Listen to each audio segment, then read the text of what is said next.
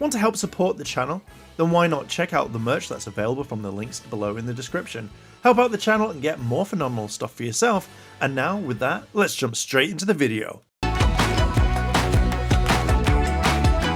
Hey Ranger Nation, welcome back to another video. Yes, we're carrying on with all the reviews of Dino Fury Season 2. We're up to Episode 9.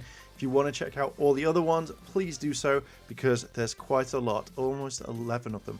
Well, not 11 now, but there's a lot going and there's quite a lot of reviews that we're doing. So please check it out, help support the channel, hit that like button, subscribe, turn on all notifications, as well as leave a comment on what you think. And yeah, let's jump into it. I can't wait to see this all on the timeline of YouTube, how many there are one after the other. It's something. Anyway, let's jump in. So before I forget, the name of this of the monster or the robot is Snag Eye. I can't remember what he does because it's been a few days since I've watched it, but my notes say something different. So it comes back to the main villains again. It's opened up on that one, and everyone is giving their plan, but then all of a sudden, as it's all typically known, is when you're sneaking, there will always be a bucket that will want revenge, and then you knock it over, and what happens after that? Yeah, everyone spots you and you go, oh god damn, and then they find it. So Void Knight's been spotted and teleports out, and thus therefore everybody kind of chases him, I think. This is Jane and Jayborg are in this, and it's nice to have an opening for them coming along, but they're kind of roller skating. They're kind of saying like, oh, if everyone is on roller skates, what's going to happen is everyone at Buzz Blast is going to get there because it's more productive. No, Jane, that's basically health and safety. Health and safety are going to have a word with you if someone hurts themselves. So I didn't kind of mind that. It just felt kind of, oh, okay, that's the thing. So they spot a magician and basically a ghost that kind of like teleports them away. It's the main plot line for this story. I remember who Snag Eye is now. That's the thing. So yeah, so Jane kind of wants Amelia to report on this ghost, because obviously this ghost has popped up. It's like, oh my god, what the hell? And I kind of really thought, you know what, thought this was fine. it's just really random, and I'm kind of liking it. Like, we've had seriousness a little bit, so having this kind of this kind of like humor is kind of nice. So we get a reference in a minute, which I thought was quite funny. So Ollie still doesn't believe in ghosts, but considering what we've had recently with his character development, he's more like, I'm going to help you anyway, because Amelia wants help finding it. We get a Ghostbusters reference where I think it's Ion goes like, I don't want to be slimed by no ghost or something like that. So it reminded me of Ghostbusters, and I really enjoyed that because I kind of like it when we get pop culture references and stuff like that. So if we can get more of that in the next like couple of seasons or the next couple of episodes, I would really enjoy it a little bit more. Void Knight contacts the Rangers and says that he needs them to meet up. So with that, he decides to let all of them go. And this is where things slightly change, which I wasn't kind of a big fan of. With all of this, like, the Rangers go and speak to him, and Zato shouts at him. You have all the Sporix you stole? So you unleashed the Sporix on Earth, risking the destruction of an entire planet just to save one person? Yes, but... And we're supposed to believe that you're suddenly so noble after trying to destroy us dozens of times. We don't want your help!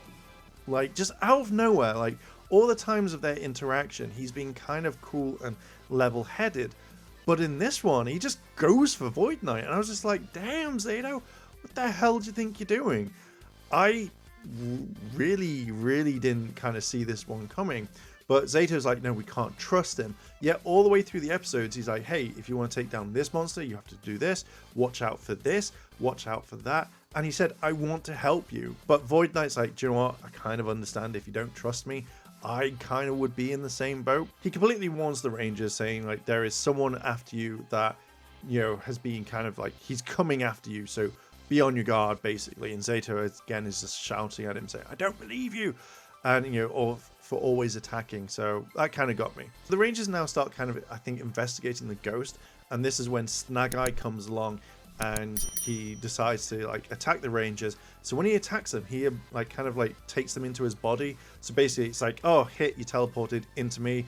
I'm effectively a prison cell, so you can't get out of me.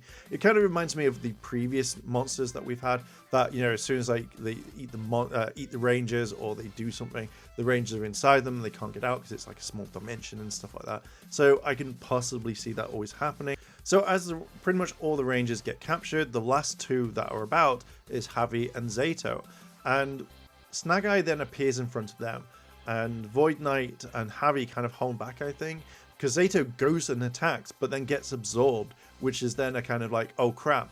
But this is Zato's kind of learning moment. Like, you kind of think you'd be like, oh, I'm just gonna like read your mind previously so I know that you are helping me. That was a whole thing I didn't think about. Why didn't you do that, Zato? Would have saved you the entire thing. Javi and Void Knight are still fighting, but then Javi gets kind of taken. So it's up to Void Knight, and Void Knight really kind of fights, and he knows what's going on, but unfortunately, about maybe a minute or two later, he gets absolutely beaten to the part where, you know, he's injured, but he's actually attacked and punched.